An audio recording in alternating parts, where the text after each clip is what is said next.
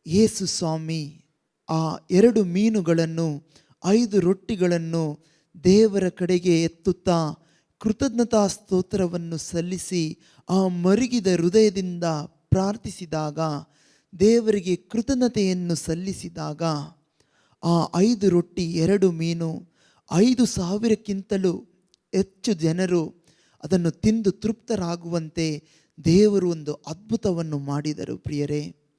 ಇದೇ ರೀತಿಯಲ್ಲಿ ಲಾಜರನ ಆ ಸಮಾಧಿಯ ಮುಂದೆ ಯೇಸು ಸ್ವಾಮಿ ಪ್ರಾರ್ಥಿಸುವಂತಹ ಪ್ರಾರ್ಥನೆ ಕೂಡ ಒಂದು ಸ್ತುತಿಯಾಗಿದೆ. ಅವರು ಈ ರೀತಿಯಲ್ಲಿ ಹೇಳುತ್ತಿದ್ದಾರೆ ಪ್ರಿಯರೇ, ತಂದೆಯೇ, ನೀವು ನನ್ನ ಪ್ರಾರ್ಥನೆಯನ್ನು ಸದಾ ಆಲಿಸುವಂಥವರು ಆಗಿದ್ದೀರಾ. ಈ ಮುಖಾಂತರ ನಾನು ನಿಮಗೆ ಕೃತಜ್ಞತಾ ಸ್ತೋತ್ರವನ್ನು ಸಲ್ಲಿಸುತ್ತೇನೆ. ನಾನು ಈ ವಿಷಯಗಳನ್ನು ಹೇಳುತ್ತಿರುವಂಥದ್ದು ನನ್ನ ಸುತ್ತಲೂ ನೆರೆದಿರುವಂತಹ ಪ್ರತಿಯೊಬ್ಬರು ನೀವು ನನ್ನನ್ನು ಇಲ್ಲಿ ಕಳಿಸಿಕೊಟ್ಟಿದ್ದೀರಿ ಎನ್ನುವುದನ್ನು ಅವರು ಅರಿತುಕೊಳ್ಳಲಿ ಎನ್ನುವಂಥ ಕಾರಣದಿಂದ ನಾನು ಈ ವಿಷಯಗಳನ್ನು ಹೇಳುತ್ತಿದ್ದೇನೆ ಅಂತ ಹೇಳುತ್ತಿದ್ದಾರೆ ಪ್ರಿಯರೇ.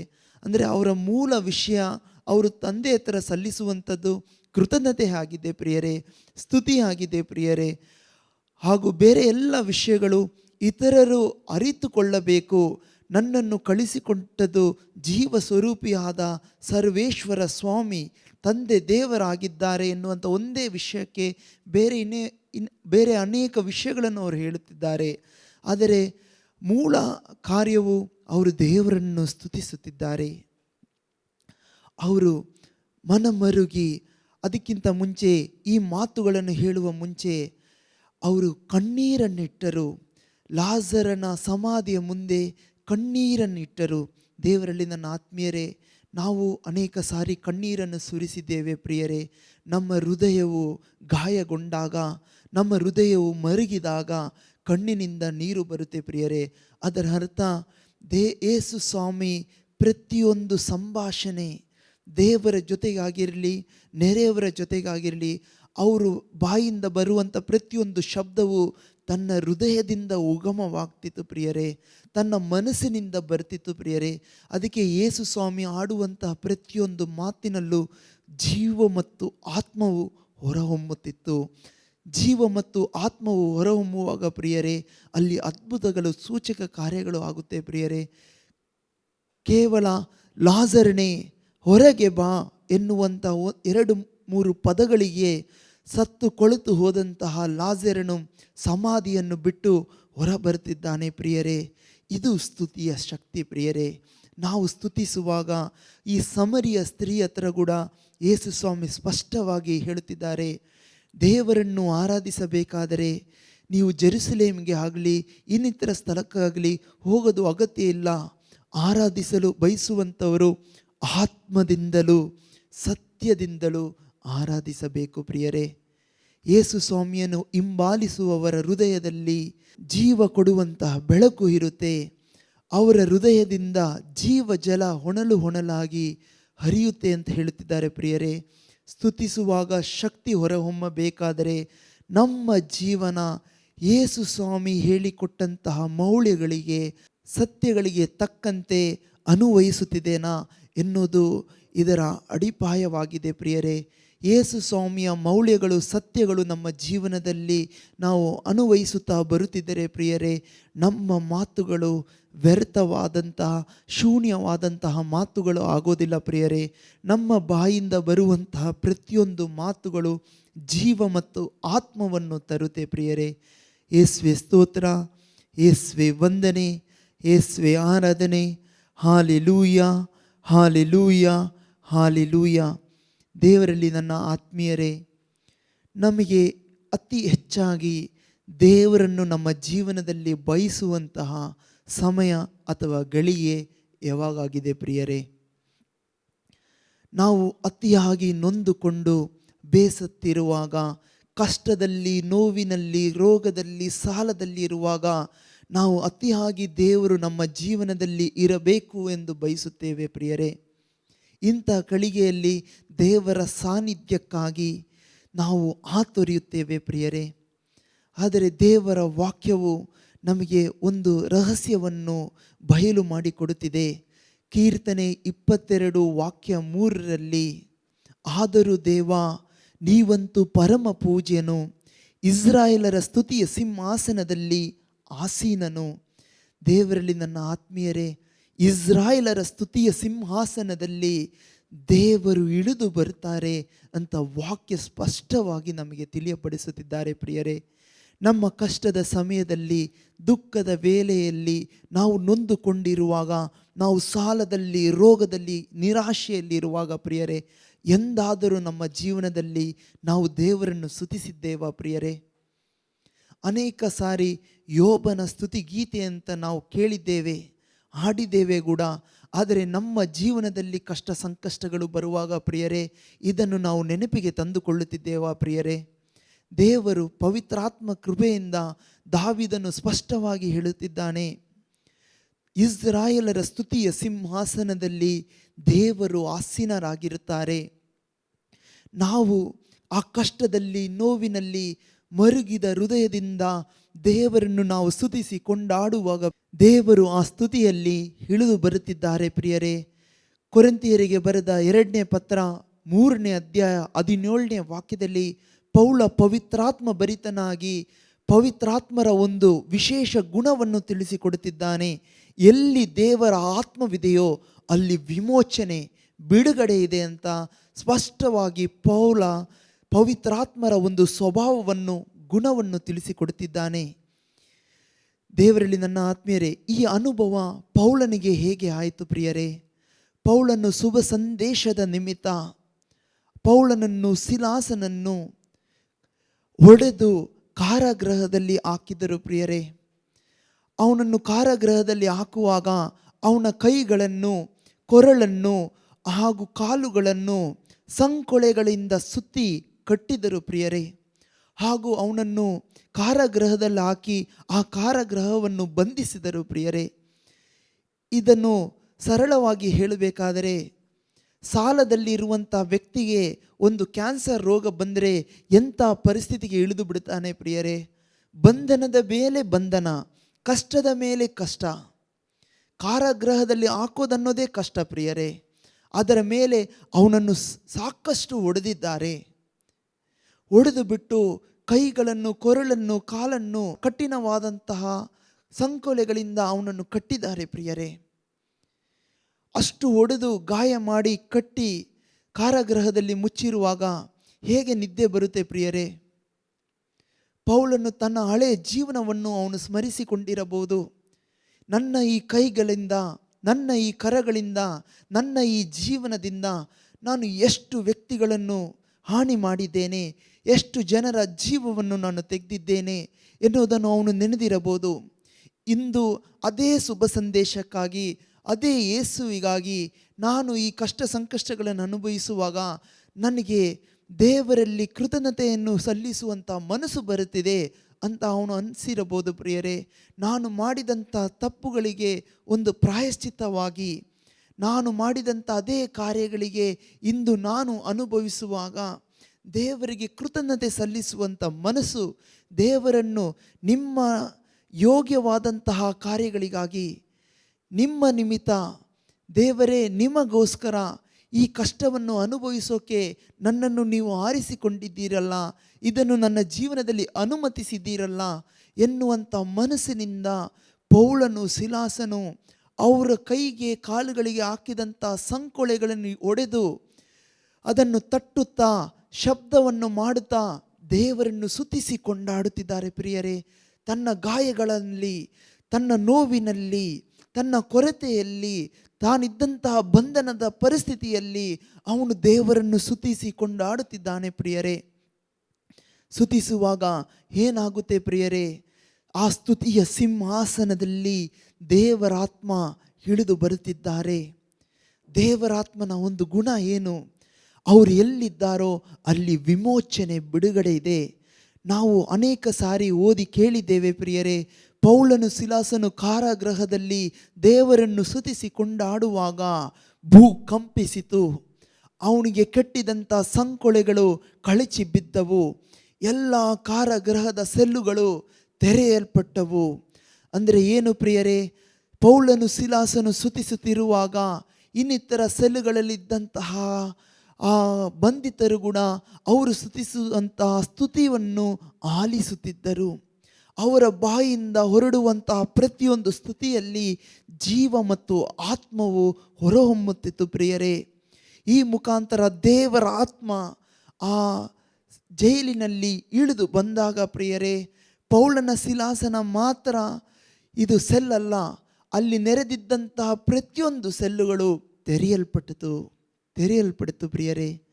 ಈ ವಿಶ್ವಾಸದಿಂದ, ಈ ಅರಿವಿನಿಂದ ನಾವು ನಮ್ಮ ಕುಟುಂಬದಲ್ಲಿ ಆಗಿದ್ದು, ನಾವು ನಮ್ಮ ವಿಚಾರಣೆಯಲ್ಲಿ ಆಗಿದ್ದು, ನಾವು ನಮ್ಮ ಪ್ರಾರ್ಥನಾ ತಂಡದಲ್ಲಿ ಆಗಿದ್ದು, ನಾವು ಕೆಲಸ ಮಾಡುವಂಥ ಸ್ಥಳಗಳಲ್ಲಿ ನಾವು ಆಗಿದ್ದು, ನಾವು ದೇವರನ್ನು ಸ್ತುತಿಸುವಾಗ, ಈ ಅರಿವಿನಿಂದ ನಾವು ದೇವರನ್ನು ಸ್ತುತಿಸುವಾಗ ಪ್ರಿಯರೇ, ಬಿಡುಗಡೆಯನ್ನು, ಆಶೀರ್ವಾದಗಳನ್ನು ನಾವು ನಮ್ಮ ಜೀವನದಲ್ಲಿ ಕಂಡುಕೊಳ್ಳುತ್ತೇವೆ ಪ್ರಿಯರೇ. ನಾವು ಯೋಬನ ಜೀವನವನ್ನು ನಾವು ತೆಗೆದುಕೊಳ್ಳುವ ಪ್ರಿಯರೇ, ಅತಿ ಶ್ರೀಮಂತವಾದಂಥ ವ್ಯಕ್ತಿ ಯೋಬನಾಗಿದ್ದ. ಅವನ ಜೀವನದಲ್ಲಿ ಪರಿಶೀಲನೆಗಳು, ಶೋಧನೆಗಳು ಬಂದೊದಗಿದಾಗ ಪ್ರಿಯರೇ, ಅವನು ಒಂದು ಮಾತು ದೇವರ ವಿರುದ್ಧ ಮಾತನಾಡಲಿಲ್ಲ ಪ್ರಿಯರೇ. ಅವನು ತನ್ನ ಆಸ್ತಿಯನ್ನೆಲ್ಲ ಕಳೆದುಕೊಂಡ.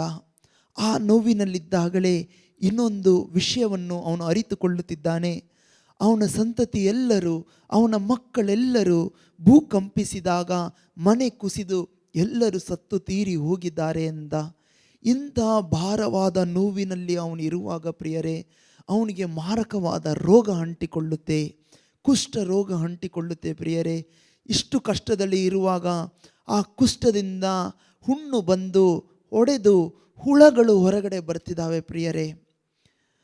ಹುಳ ಹೊರಹೊಮ್ಮುತ್ತಿದೆ.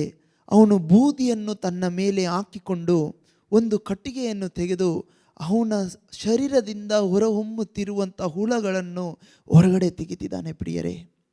ಒಂದು ಜೀವನದಲ್ಲಿ ಇಷ್ಟು ಕಷ್ಟ ಹೇಗೆ ಸಾಧ್ಯ ಪ್ರಿಯರೇ?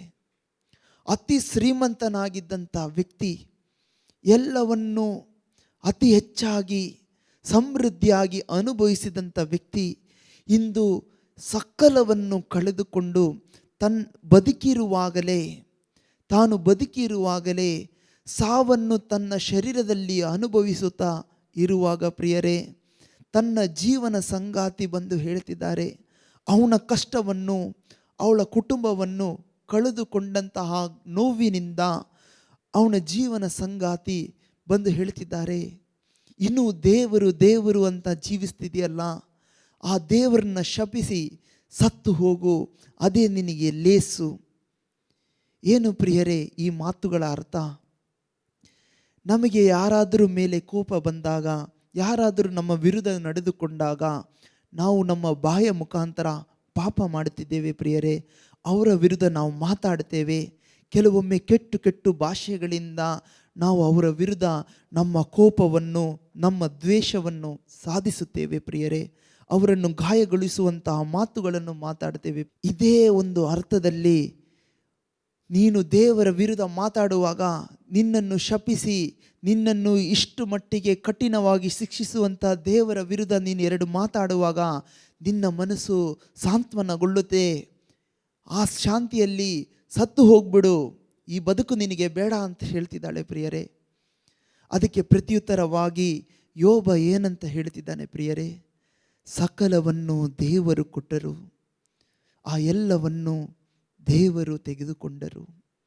ನಾನು ಆ ದೇವರನ್ನು ಸ್ತುತಿಸುತ್ತೇನೆ, ಆರಾಧಿಸುತ್ತೇನೆ.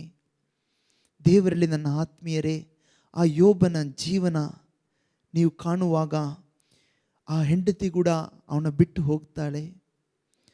ಅವನ ಅತಿ ಪ್ರಿಯವಾದಂತಹ ಮಿತ್ರರು, ಒಂದು ಶ್ರೀಮಂತನ ಮಿತ್ರರು, ಅನೇಕರು ಶ್ರೀಮಂತರಾಗಿರ್ತಾರೆ ಪ್ರಿಯರೇ. ಅವರು ಇವನ ಜೀವನದ ಸುದ್ದಿಯನ್ನು ಕೇಳಿ ಇವನನ್ನು ಭೇಟಿಯಾಗಲು ಬರ್ತಾರೆ. ಇವನನ್ನು ಕಂಡು ಇವನ ಪರಿಸ್ಥಿತಿಯನ್ನು ಅವರು ನೋಡುವಾಗ ಪ್ರಿಯರೇ, ಮನ ನೊಂದುಕೊಂಡು ಒಂದು ದಿನ ಅಲ್ಲ, 2 ದಿನ ಅಲ್ಲ ಪ್ರಿಯರೇ, 7 ದಿನ ಅವರು ಮೌನವಾಗಿ ಅವನ ಮುಂದೆ ಕುತ್ಕೊಳ್ತಾರೆ ಪ್ರಿಯರೇ. 7 ದಿನ ಅಂದರೆ ಅವನ ಜೀವನದಲ್ಲಿ ಆದಂಥ ಕಷ್ಟದ ತೀವ್ರತೆ ಎಷ್ಟಾಗಿದೆ ಅಂತ ಒಂದು ಸಾರಿ ಆಲೋಚನೆ ಮಾಡಿ ನೋಡಿ ಪ್ರಿಯರೇ. ಅವನ ಸ್ನೇಹಿತರು ಶ್ರೀಮಂತರಾಗಿದ್ದಾರೆ, ಎಷ್ಟೋ ಕೆಲಸ ಕಾರ್ಯಗಳಿದೆ. ಈ ಯೋಬನ ಜೀವನ ಅವರು ಕಣ್ಣಾರೆ ಕಂಡಿದ್ದಾರೆ, ಅವನ ಜೊತೆಗೆ ಜೀವಿಸಿದ್ದಾರೆ. ಇಂದು ಅವನ ಪರಿಸ್ಥಿತಿಯನ್ನು ಕಂಡು ಬದುಕಿರುವಾಗಲೇ ಶರೀರ ಕೊಳೆತು ಹೋಗ್ತಿದೆ, ಆ ಶರೀರದಿಂದ ಹುಳ ಹೊರಗಡೆ ಬರ್ತಿದೆ ಪ್ರಿಯರೇ. ಇಂಥ ಪರಿಸ್ಥಿತಿ ಕಂಡು ಅವರಿಗೆ ಒಂದು ಅಕ್ಷರ ಮಾತನಾಡೋಕ್ಕೆ ಆಗ್ತಿಲ್ಲ. ಏನು ಹೇಳಿ ಅವನನ್ನು ಸಂತೈಸಬೇಕು? ನಮ್ಮ ಜೀವನದಲ್ಲೂ ಕೆಲವೊಬ್ಬರ ಜೀವನಗಳನ್ನು ನೋಡುವಾಗ ಅವರನ್ನು ಸಂತೈಸಲು ನಮ್ಮಿಂದ ಮಾತುಗಳು ಇರೋದಿಲ್ಲ ಪ್ರಿಯರೇ, ಮಾತುಗಳು ಇರೋಲ್ಲ. ಇಲ್ಲಿ ಯೋಬ ಏನು ಮಾಡ್ತಿದ್ದಾನೆ ಪ್ರಿಯರೇ? ಅವರ ಆ ಮೌನವನ್ನು ನಿಲ್ಲಿಸಬೇಕೆಂದು ಅವನು ತನ್ನ ನೋವನ್ನು ಹೇಳಲು ಪ್ರಾರಂಭಿಸುತ್ತಾನೆ. ಯಾವ ಕಾರಣದಿಂದ ನನ್ನ ಜೀವನದಲ್ಲಿ ಇಂಥ ಪರಿಸ್ಥಿತಿ ಬಂದಿದ್ದೆ ಎನ್ನುವುದು ನನಗೆ ಗೊತ್ತಿಲ್ಲ. ದೇವರ ಹತ್ರ ಅವನು ನ್ಯಾಯ ಕೇಳುತ್ತಿದ್ದಾನೆ ಪ್ರಿಯರೇ. ದೇವರೇ, ನನಗೆ ತಿಳಿಯಪಡಿಸಿಕೊಡಿ, ನಾನು ಏನು ತಪ್ಪು ಮಾಡಿದ್ದೇನೆ ಅಂತ ಕೇಳುವಾಗ ಅವರು ಮಾತಿಗೆ ಮಾತಾಗುತ್ತೆ ಪ್ರಿಯರೇ. ಅವರು ಆ ಸ್ನೇಹಿತರು ದೇವರ ಪರವಾಗಿ ನಿಂತು ಮಾತನಾಡಲು ಪ್ರಾರಂಭಿಸುತ್ತಾರೆ. ಮಾತು ಹೆಚ್ಚಾಗಿ ಅವರು ದೇವರ ಚಿತ್ತವನ್ನು, ಯೋಬನ ಜೀವನದಲ್ಲಿ ಏನು ನಡೀತಿದೆ ಎನ್ನುವಂಥ ವಿಷಯವನ್ನು ಅರಿತುಕೊಳ್ಳದೆ ಅನೇಕ ವಿಷಯಗಳನ್ನು ಮಾತಾಡ್ತಾರೆ ಪ್ರಿಯರೇ. ಆ ಮಾತುಗಳ ಮುಖಾಂತರ ಅವರು ದೇವರ ಕೋಪಕ್ಕೆ ತುತ್ತಾಗ್ತಾರೆ. ಕೊನೆಗೆ ದೇವರೇ ಇಳಿದು ಬಂದು ಯೋಬನ ಹತ್ರನೂ ಅವರ ಸ್ನೇಹಿತರ ಹತ್ರನೂ ಮಾತನಾಡ್ತಾರೆ. ಅವರ ಸ್ನೇಹಿತರ ಹತ್ರ ಪ್ರತ್ಯೇಕವಾಗಿ ದೇವರು ಹೇಳುವಂತಹ ವಿಷಯಗಳು ಅತಿ ಗಮನೀಯವಾಗಿದೆ. ದೇವರು ಹೇಳುತ್ತಿದ್ದಾರೆ ಅವರ ಸ್ನೇಹಿತರ ಹತ್ರ, ಯೋಬನು ನಿಮಗಾಗಿ ಪ್ರಾರ್ಥಿಸದೆ ಹೋದರೆ ನಾನು ನಿಮ್ಮನ್ನು ಸುಮ್ಮನೆ ಬಿಡೋದಿಲ್ಲ. ನೋಡಿ ಪ್ರಿಯರೇ, ಅವರು ದೇವರ ಪರವಾಗಿದ್ದು ಮಾತನಾಡಲು ಪ್ರಯತ್ನ ಮಾಡಿದರು, ಆದರೆ ದೇವರ ಚಿತ್ತ ಹಾಗೂ ಸಂಕಲ್ಪ ಏನು ಎಂದು ತಿಳಿದುಕೊಳ್ಳದೆ ಮಾತನಾಡಿರುವ ಕಾರಣ ಪ್ರಿಯರೇ ಅವರು ಕಷ್ಟಕ್ಕೆ ಒಳಗಾದರು. ನಮ್ಮ ಜೀವನದಲ್ಲೂ ಅನೇಕ ಸಾರಿ ಪ್ರಿಯರೇ ಇನ್ನಿತರ ಜೀವನದ ಬಗ್ಗೆ ನಾವು ಮಾತಾಡ್ತೇವೆ. ಅವರ ಜೀವನದಲ್ಲಿ ದೇವರ ಸಂಕಲ್ಪ ಏನಾಗಿದೆ, ದೇವರ ಯೋಜನೆ ಏನಾಗಿದೆ, ದೇವರ ಚಿತ್ತ ಏನಾಗಿದೆ ಎಂದು ಅರಿತುಕೊಳ್ಳದೆ ನಮ್ಮ ಹಳೆಯ ಅನುಭವಗಳ ಮುಖಾಂತರ ದೇವರ ಬಗ್ಗೆ ಹಾಗೂ ದೇವರ ಚಿತ್ತವನ್ನು ಅರಿತಂತೆ ನಾವು ಮಾತಾಡ್ತೇವೆ ಪ್ರಿಯರೇ. ಇದರ ಮುಖಾಂತರ ನಾವು ದೇವರ ಕೋಪಕ್ಕೆ ತುತ್ತಾಗ್ತಿದ್ದೇವೆ. ನಮ್ಮ ಜೀವನದಲ್ಲಿ ನಾವು ಅನುಭವಿಸಬೇಕಾದಂಥ ಆಶೀರ್ವಾದಗಳನ್ನು ನಾವು ಕಳ್ಕೊತಿದ್ದೇವೆ ಪ್ರಿಯರೇ. ಸ್ನೇಹಿತರ ಪರಿಸ್ಥಿತಿ ನೋಡಿ, ಅವರು ಅನೇಕ ಕಾರ್ಯಗಳನ್ನು ಯೋಬನ ಥರ ದೇವರ ಪರವಾಗಿ ಮಾತನಾಡಿದರು. ಅವರು ದೇವರ ಪರವಾಗಿ ಮಾತನಾಡಿದ್ರೂ ಸಹ ದೇವರ ಮೆಚ್ಚುಗೆಗೆ ಅವರು ಪಾತ್ರರಾಗಲಿಲ್ಲ ಪ್ರಿಯರೇ. ಅವರು ದೇವರ ಶಿಕ್ಷೆಗೆ ಒಳಗಾಗುವಂತಹ ಪರಿಸ್ಥಿತಿ ಅವರಲ್ಲಿ ಬಂತು ಪ್ರಿಯರೇ. ಅವರು ಭಯದಿಂದ ಮರಳಿ ಯೋಬನ ಹತ್ರ ಬಂದರು. ಯೋಬನಲ್ಲಿ ಏನು ಕೊಡಲು ಇನ್ನು ಉಳಿದಿದೆ ಪ್ರಿಯರೇ? ಅವನ ಆಸ್ತಿ ಪಾಸ್ತಿ ಎಲ್ಲ ಕಳ್ಕೊಂಡಿದ್ದಾನೆ, ಅವನ ಮಕ್ಕಳನ್ನು ಕಳ್ಕೊಂಡಿದ್ದಾನೆ, ಅವನ ಹೆಂಡತಿ ಬಿಟ್ಟು ಹೋಗಿದ್ದಾರೆ, ಅವನ ಶರೀರ ಬದುಕಿರುವಾಗಲೇ ಕೊಳೆತು ಹೋಗ್ತಿದೆ, ಹುಳ ಬರುತ್ತಿದೆ ಪ್ರಿಯರೇ. ಇನ್ನು ಏನು ಯೋಬನಿಂದ ಅಪೇಕ್ಷಿಸಲು ಸಾಧ್ಯ ಪ್ರಿಯರೇ?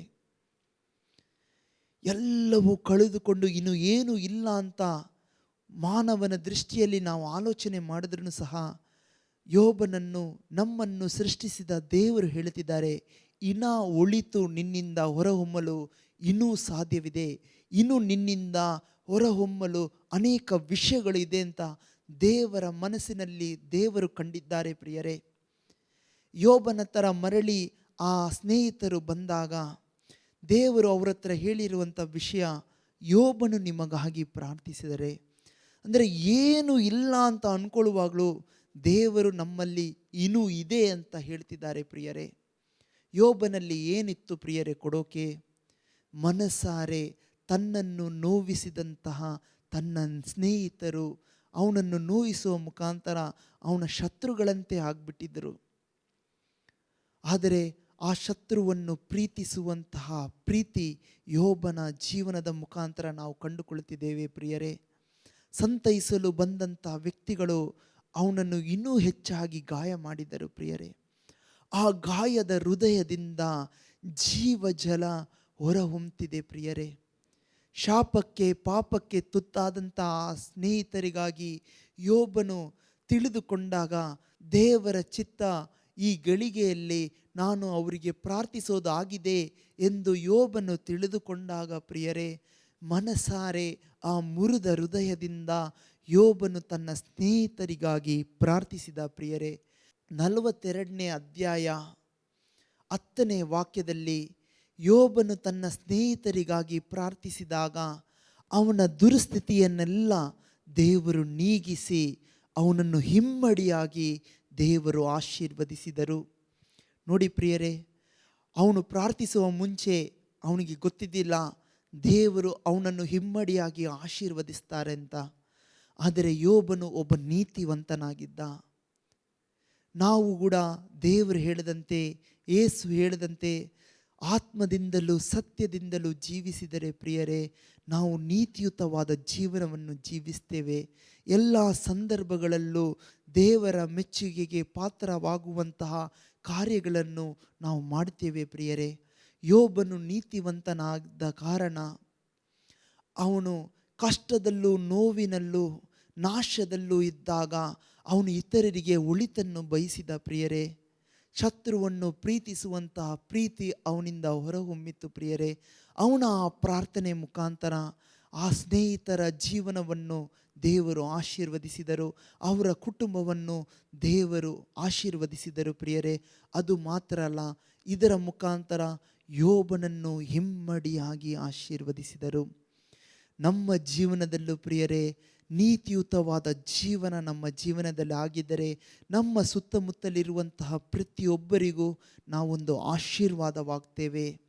ಹಾಗೂ ನಮ್ಮನ್ನು ದೇವರು ಇನ್ನೂ ಹೆಚ್ಚಾಗಿ ಆಶೀರ್ವದಿಸ್ತಾರೆ.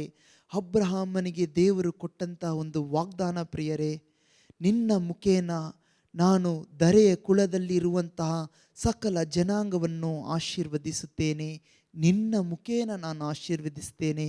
ನಿನ್ನನ್ನು ಯಾರು ಆಶೀರ್ವದಿಸ್ತಾರೋ ಅವರನ್ನು ನಾನು ಆಶೀರ್ವದಿಸುತ್ತವೆ.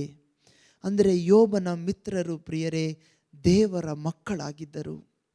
ಅವರು ತಪ್ಪು ಮಾಡಿದರಂತ ಒಂದೇ ಕಾರಣಕ್ಕೆ ಯೋಬನು ಅವರನ್ನು ಶಪಿಸಲಿಲ್ಲ, ಅವರಿಗೆ ಕೆಟ್ಟದನ್ನು ಬಯಸಲಿಲ್ಲ ಪ್ರಿಯರೇ. ದೇವರ ಚಿತ್ತಕ್ಕೆ ಅನುಗುಣವಾಗಿ ದೇವರ ಮಕ್ಕಳನ್ನು ಯೋಬನು ಆಶೀರ್ವದಿಸಿದಾಗ ಅವನ ಕೊರತೆಯಲ್ಲಿ, ಅವನ ಕಿಂಚಿತ್ತು ಶಕ್ತಿಯಲ್ಲಿ, ಜೀವದಲ್ಲಿ ಅವನು ಆಶೀರ್ವದಿಸಿದಾಗ ಪ್ರಿಯರೇ, ದೇವರ ಸಮೃದ್ಧಿ ಶಕ್ತಿಯಿಂದ, ಜೀವದಿಂದ ದೇವರು ಯೋಬನನ್ನು ಆಶೀರ್ವದಿಸಿದರು ಪ್ರಿಯರೇ. ಅವನ ಹಳೆಯ ಜೀವನಕ್ಕಿಂತಲೂ ಬಂದಂತಹ ಮುಂದಿನ ಜೀವನವು ಅತಿ ವೈಭವಕರವಾಗಿ ಶ್ರೇಷ್ಠವಾಗಿತ್ತು ಪ್ರಿಯರೇ. ಇಂತಹ ಒಂದು ಸ್ತುತಿ ನಮ್ಮ ಜೀವನದಲ್ಲಿ ಆಗಿರಬೇಕು ಪ್ರಿಯರೇ. ನನ್ನ ಒಂದು ಅನುಭವ ನಾನು ನಿಮ್ಮ ಹತ್ರ ಹಂಚಿಕೊಳ್ಳುತ್ತೇನೆ. ಗುಲ್ಬರ್ಗ ಧರ್ಮಕ್ಷೇತ್ರದಲ್ಲಿ ಬೀದರ್ ಎನ್ನುವಂತಹ ಜಿಲ್ಲೆಯಲ್ಲಿ ನನಗೆ ಒಂದು ಗುರುಗಳು ಪ್ರಾರ್ಥನೆಗಾಗಿ ಕರೆದಿದ್ದರು ಪ್ರಿಯರೇ. ಅಲ್ಲಿ ಅನೇಕ ರೀತಿಯ ಮಾಟ ಮಂತ್ರವು, ಅನೇಕ ರೀತಿಯ ಆ ಗುರುಗಳು ಒಂದು ವಿಷಯ ನನ್ನ ಹತ್ರ ಹೇಳಿದರು. ನಾನು ಇಲ್ಲಿ 3-4 ವರ್ಷದಿಂದ ಸೇವೆ ಮಾಡ್ತಿದ್ದೇನೆ. ಇಲ್ಲಿ ವಿಚಾರಣೆ ಹಬ್ಬ ನೆರವೇರಿಸಲು ನಮ್ಮಿಂದ ಸಾಧ್ಯವಾಗ್ತಿಲ್ಲ. ಇದು ನನ್ನ ಕೊನೆಯ ವರ್ಷ. ಈ ವರ್ಷದ ನಂತರ ನಾನು ಬೇರೆ ಕಡೆ ಟ್ರಾನ್ಸ್ಫರ್ ಆಗ್ತಿದ್ದೇನೆ. ಈ ಕಾರಣ ನೀನು ನನ್ನ ಜೊತೆಯಲ್ಲಿದ್ದು ಪ್ರಾರ್ಥಿಸಲು ನೀನು ನನ್ನ ವಿಚಾರಣೆಗೆ ಬರ್ತೀಯಾ ಅಂತ ಕೇಳಿದರು. ಒಂದು ಗುರುಗಳು ಪ್ರಾರ್ಥನೆಗಾಗಿ ಕೇಳುತ್ತಿದ್ದಾರೆ ಎನ್ನುವಂಥ ಆ ವಿಷಯವನ್ನು ನಾನು ಅರಿತುಕೊಂಡಾಗ ಪ್ರಿಯರೇ, ನನ್ನ ಮನಸ್ಸು ದೇವ ಪ್ರೀತಿಯಿಂದ ತುಂಬಿಕೊಂಡಿತ್ತು ಪ್ರಿಯರೇ. ನನ್ನ ಮನಸ್ಸು ಮರುಗಿತು ಪ್ರಿಯರೇ. ಗುರುಗಳು ಒಂದು ಸಾಧಾರಣವಾದ ವ್ಯಕ್ತಿಯ ಥರ ಇಂಥ ವಿಷಯ ನನಗಾಗಿ, ನಮ್ಮ ವಿಚಾರಣೆಗಾಗಿ ಪ್ರಾರ್ಥಿಸಿ ಅಂತ ಕೇಳುವುದು ಎಷ್ಟು ದೊಡ್ಡ ಮಾತು ಪ್ರಿಯರೇ. ನಾನು ಆ ಗುರುಗಳ ಹತ್ರ ಹೇಳಿದೆ, ಖಂಡಿತ ಫಾದರ್ ನಾನು ಬರ್ತೇನೆ, ನೀವು ಹೇಳಿದರೆ ಸಾಕು, ಯಾವ ದಿನ ಬರಬೇಕು, ನಾನು ಖಂಡಿತ ಬರ್ತೇನೆ ಅಂತ ಹೇಳಿದೆ. ಹಾಗೂ ಆ ಫೋನಲ್ಲೇ ನಾವು ಪ್ರಾರ್ಥನೆ ಮಾಡಲು ಪ್ರಾರಂಭಿಸಿದೆವು. 1-2 ದಿನ ಪ್ರಾರ್ಥನೆ, ರಾತ್ರಿಯ ಸಮಯ ಗುರುಗಳು ಕರೆಯುತ್ತಿದ್ದರು, ಪ್ರಾರ್ಥನೆ ಮಾಡಿ ಸ್ತುತಿಸಿ ಪ್ರಾರ್ಥಿಸುತ್ತಿದ್ದೆವು. ಮರುದಿನ ಅನೇಕ ವಿಷಯಗಳು ಆ ವಿಚಾರಣೆಯಲ್ಲೂ ಸುತ್ತಮುತ್ತಲೂ ಕಂಡುಕೊಂಡೆವು. ಯಾರೋ ಒಬ್ಬ ವ್ಯಕ್ತಿ ಮಾಟ ಮಂತ್ರ ಮಾಡುವಂಥ ಒಬ್ಬ ವ್ಯಕ್ತಿಯನ್ನು ಆ ಜನರೇ ಒಡೆದು ಚಪ್ಪಲಿ ಮಾಳೆಯನ್ನು ಹಾಕಿ ಆ ಊರಿಂದ ಓಡಿಸಿಬಿಟ್ರಂತೆ ಪ್ರಿಯರೇ. ಮೊದಲನೇ ದಿನ ಪ್ರಾರ್ಥನೆ ಮಾಡಿದಂತಹ ದಿನವೇ ಗುರುಗಳು ನನ್ನ ಹತ್ರ ಮತ್ತೆ ಕರೆದು ಹೇಳಿದಂಥ ವಿಷಯ ಇದಾಗಿತ್ತು. ಇದರ ಮುಖಾಂತರ ಇಬ್ಬರಿಗೂ ಇನ್ನೂ ಅತಿಯಾಗಿ ಆಳವಾಗಿ ವಿಶ್ವಾಸ ತುಂಬಿತು ಪ್ರಿಯರೇ. ಸರಿಯಾದ ಸಿದ್ಧತೆಯಿಂದ ನಾನು ಬೀದರ್ಗೆ ಹೋದೆ ಪ್ರಿಯರೇ. ಅಲ್ಲಿ 3 ದಿನ ರಾತ್ರಿ ಜಾಗರಣೆಯನ್ನು ನಾವು ಮಾಡಿದ್ದೇವೆ. ಪರಮ ಪ್ರಸಾದವನ್ನು ಗುರುಗಳು ಸ್ಥಾಪಿಸಿ ಪರಮ ಪ್ರಸಾದದ ಮುಂದೆ ನಾನು ಆ ಗುರುಗಳಿಗೆ ಸೇವೆ ಮಾಡುವಂತಹ ಮಹಿಳೆ, ಅವರ ಮಕ್ಕಳು ಮತ್ತು ಒಂದು ವಯಸ್ಸಾದ ತಾಯಿ ಅಷ್ಟೇ ಜನ ಇದ್ದಿದ್ದು ಪ್ರಿಯರೇ. ಅವರ ಜೊತೆಗೆ ನಮಗೆ ಗೊತ್ತಿದ್ದಂಥ ಹಾಡುಗಳನ್ನು ಹಾಡುತ್ತಾ ವಾಕ್ಯಗಳನ್ನು ಓದುತ್ತಾ ದೇವರನ್ನು ಸ್ತುತಿಸಿ 3 ದಿನ 9 ಗಂಟೆಯಿಂದ 6 ಗಂಟೆಯವರೆಗೆ ನಾವು ರಾತ್ರಿ ಜಾಗರಣೆ ಮಾಡಿದ್ದೇವೆ ಪ್ರಿಯರೇ. ನಮಗೆ ತಿಳಿಯದೆ ನಮ್ಮಲ್ಲಿರುವಂತಹ ದೇವರ ಆತ್ಮ ಚೈತನ್ಯವಾಯಿತು ಪ್ರಿಯರೇ. 9 ದಿನದ ನೊವೇನಗಳನ್ನು ಅಲ್ಲಿ ಮೊದಲನೇ ಸಾರಿಗೆ ನಾವು ನಡೆಸಿಕೊಟ್ಟೆವು ಪ್ರಿಯರೇ. ಹಾಗೂ ಹಬ್ಬವು ಅತಿ ಉತ್ತಮವಾದ ರೀತಿಯಲ್ಲಿ ಹಬ್ಬವು ನೆರವೇರಿಸಲಾಯಿತು. ಗುರುಗಳು ನಾವು ಅನೇಕ ದೇವಾಲಯಗಳಲ್ಲಿ ನಾವು ಕಾಣ್ತೇವೆ ಪ್ರಿಯರೇ, ಇಂಥ ವ್ಯಕ್ತಿ ಇಷ್ಟು ಡೊನೇಷನ್ ಕೊಟ್ಟಿದ್ದಾರೆ, ಇಂಥ ವ್ಯಕ್ತಿ ಲೈಟ್ ಹಾಕಿದ್ದಾರೆ, ಬಲ್ಬ್ ಹಾಕಿದ್ದಾರೆ, ಡೆಕೋರೇಷನ್ ಮಾಡಿದಾರಂತ. ಮೊದಲನೇ ಸಾರಿಗೆ ಪ್ರಿಯರೇ ನಾನು ಕೇಳಿದಂತಹ ಮಾತುಗಳು, ಗುರುಗಳು ದೇವರನ್ನು ಮಹಿಮೆ ಪಡಿಸುತ್ತಾ ಪ್ರಾರ್ಥನೆಯಲ್ಲಿ ಶಕ್ತಿ ಇದೆ, ಸ್ತುತಿಯಲ್ಲಿ ಶಕ್ತಿ ಇದೆ, ಮಧ್ಯಸ್ಥಿಕೆ ಪ್ರಾರ್ಥನೆಯಲ್ಲಿ ಶಕ್ತಿ ಇದೆ ಅಂತ ನಂಬಿಕೆ, ವಿಶ್ವಾಸ, ಭರವಸೆಯಿಂದ ಅವ್ರು ಹೇಳ್ತಿದ್ದಾರೆ ಪ್ರಿಯರೇ. ಎಲ್ಲ ವರ್ಷ ನಾನು ಹೋಗಿ ಗ್ರೀಟಿಂಗ್ಸ್ ಕೊಡ್ತಿದ್ದೆ, ಕಾರ್ಡ್ ಕೊಟ್ಟು ಎಲ್ಲರನ್ನ ಕರಿತಿದೆ. ಏನಕ್ಕೆಂದರೆ ಪ್ರಿಯರೇ, ಹಳ್ಳಿಯ ಪ್ರದೇಶ ಅದು, ಹಳ್ಳಿಯ ಪ್ರದೇಶ. ಒಂದು ಹಳ್ಳಿಯಿಂದ ಜನರು ಬರಬೇಕಾದರೆ 15-20 ಕಿಲೋಮೀಟರ್ ದಾಟಿ ಬರಬೇಕು. ಸೊ ಪ್ರತಿದಿನ ಬರೋದು ಅಸಾಧ್ಯವಾದಂತಹ ಕಾರ್ಯ ಪ್ರಿಯರೇ, ಕಷ್ಟಕರವಾದ ಕಾರ್ಯ. ಏನಕ್ಕೆಂದರೆ ಮಕ್ಕಳೆಲ್ಲ ವಿದೇಶಗಳಲ್ಲೂ ಮತ್ತು ಪಟ್ಟಣಗಳಲ್ಲೂ ಹೋಗಿ ಓದುವಂತಹ ಪರಿಸ್ಥಿತಿ. ವಯಸ್ಸಾದಂಥವರು ಪ್ರತಿದಿನ ಹೊಳೆಗದ್ದೆಗಳಲ್ಲಿ ಹೋಗಿ ಕೆಲಸ ಮಾಡಬೇಕು, ಸುಸ್ತಾಗ್ತಾರೆ ಪ್ರಿಯರೇ. ಈ ಮುಖಾಂತರ ಪ್ರತಿದಿನ ಅಲ್ಲಿ ಬಲಿಪೂಜೆ ನಡೆಸಲು ಆಗೋದಿಲ್ಲ, ಭಾನುವಾರ ಮಾತ್ರ ನಡೆಸಲು ಆಗುತ್ತೆ. ಅದು ಕನಿಷ್ಠವಾದಂಥ ಜನರು ಮಾತ್ರ ಬರ್ತಾರೆ ಪ್ರಿಯರೇ. ಆದರೆ 9 ದಿನ ನೊವೇನಗಳಲ್ಲಿ ಹೆಚ್ಚಿನ ಸಂಖ್ಯೆಯಲ್ಲಿ ಜನರು ಬಂದು ಭಾಗವಹಿಸಿದರು ಪ್ರಿಯರೇ. ಅವರ ಜೀವನದಲ್ಲಿ ಕೂಡ ಅನೇಕ ದೇವ ಅನುಭವಗಳನ್ನು ಅವರು ಕಂಡುಕೊಂಡರು. ಹಾಗೂ ಅತಿ ವಿಜೃಂಭಣವಾಗಿ ಹಬ್ಬವನ್ನು ನೆರವೇರಿಸಿಕೊಡಲಾಯಿತು ಪ್ರಿಯರೇ. ಆದರೆ ವಿಶೇಷವಾದ ಕಾರ್ಯ ಇವುಗಳು ಮಾತ್ರ ಅಲ್ಲ ಪ್ರಿಯರೇ. ಆ ಗುರುಗಳಿಗೆ ಏನೋ ಒಂದು ಹಾಸ್ಪಿಟಲ್ ಕೆಲಸದ ಮೇಲೆ ಹೋಗಬೇಕಾದಂಥ ಪರಿಸ್ಥಿತಿ ಬಂದಾಗ ನನ್ನನ್ನು ಕೂಡ ಅವರ ಜೊತೆಗೆ ಕರೆದುಕೊಂಡು ಹೋಗ್ತಿದ್ದರು. ಅದೇ ದಾರಿಯಲ್ಲಿ ಒಂದು ಧ್ಯಾನ ಕೇಂದ್ರ ಇದೆ, ನೀನು ಹಾಸ್ಪಿಟಲಲ್ಲಿ ನನ್ನ ಜೊತೆಗೆ ನಿನ್ನ ಸಮಯ ಏನಕ್ಕೆ ವ್ಯರ್ಥ ಮಾಡಬೇಕು, ನಿನಗೆ ಧ್ಯಾನ ಕೇಂದ್ರ ಅಂತಂದರೆ ಪ್ರಬೋಧನೆ ಅಂದರೆ ಇಷ್ಟ ಅಲ್ವಾ, ನಾನು ಇಲ್ಲಿರುವಂತಹ ಗುರುಗಳನ್ನ ನಾನು ನಿಮಗೆ ಪರಿಚಯ ಮಾಡಿಕೊಡ್ತೇನೆ, ನೀನು ಅಲ್ಲಿ ಇರು, ನಾನು ಹೋಗಿ ಕೆಲಸ ಮುಗಿಸ್ಕೊಂಬರ್ತೇನೆ ಅಂತ ಹೇಳಿದರು. ಹಾಗೆ ಆ ಧ್ಯಾನ ಕೇಂದ್ರದ ಮುಂದೆ ಇಳಿದು ಆ ಗುರುಗಳನ್ನ ಪರಿಚಯ ಮಾಡಿಸಿಕೊಟ್ಟರು.